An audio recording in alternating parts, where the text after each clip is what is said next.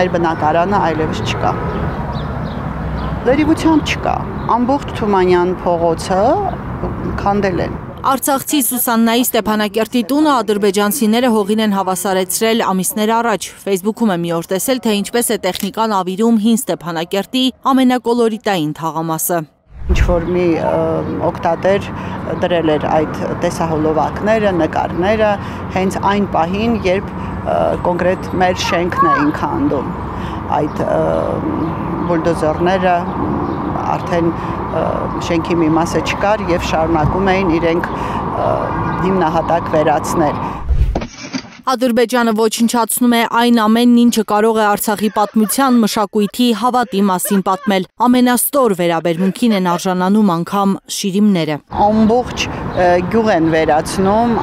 ամբողջ բնակատեղի են վերացնում, իհարկե շիրմաքարերը նույնպես ավերելով ամբողջ գերեզմանատունը հողին հավասարեցնելով։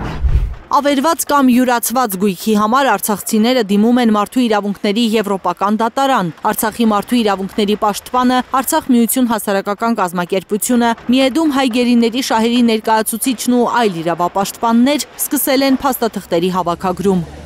Սուսաննան իր ունեցած անշարժ գույքի փաստաթղթերն է ներկայացրել, իր դիմումում չի մոռացել նշել նաև պատմամշակութային կառույցների ճակատագրի մասին։ Հիշատակել եմ իմ դիմումի մեջ Արցախի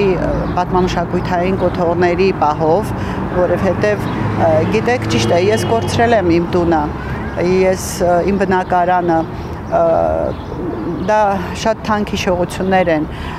բայց հնարավոր է ցանկացած մեկ ուրիշ տեղ բնակարան կառուցել, բնակարան ունենալ,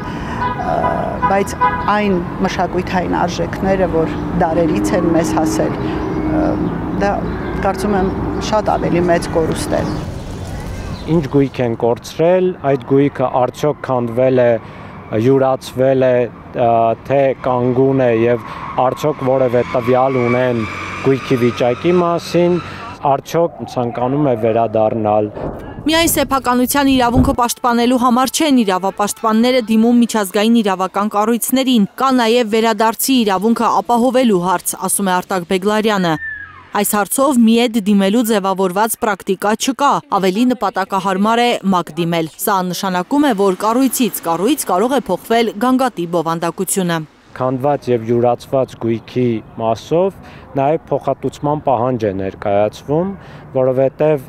նույնիսկ եթե քաղաքացին կարողացավ վերադառնալ Արցախ մեկ օր, ինքը այլևս չի ունենալու իր գույքը, հատկապես քանդված գույքի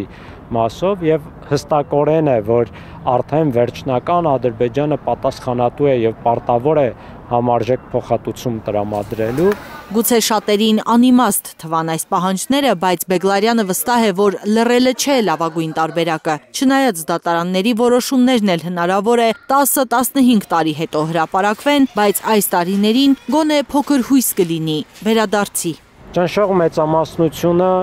վերադարձ է ցանկանում, բնականաբար պատշաճ պայմաններով, անվտանգ պայմաններով, բոլորը նաև պատկերացնում են, որ եթե վերադարձ հնարավոր չլինի, ապա փոխհատուցման հարց պետք է բարձրացվի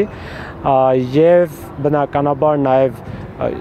կարելի է ասել բոլորը անհանգստացած են նաև գերեզմանների ու մշակութային ժառանգության պաշտպանության հարցով։ Բեգլարյանը կոչ է անում արցախցիներին միանալ նախաձեռնությանը։ Հունվար-մայիս ամիսներին հավաքագրված տվյալներն արդեն եվրոպական դատարանում են, իսկ պրոցեսը կշարունակվի այնքան, քանի դեռ կան արցախցիներ, որոնք չեն պատմել, թե ինչ են կորցրել եւ ինչ բարբարոսություններ տեսել։ Լիլիթ Խալաթյան, Նորայր Շարբաթյան, Միլենա Պողոսյան, Հայլուր։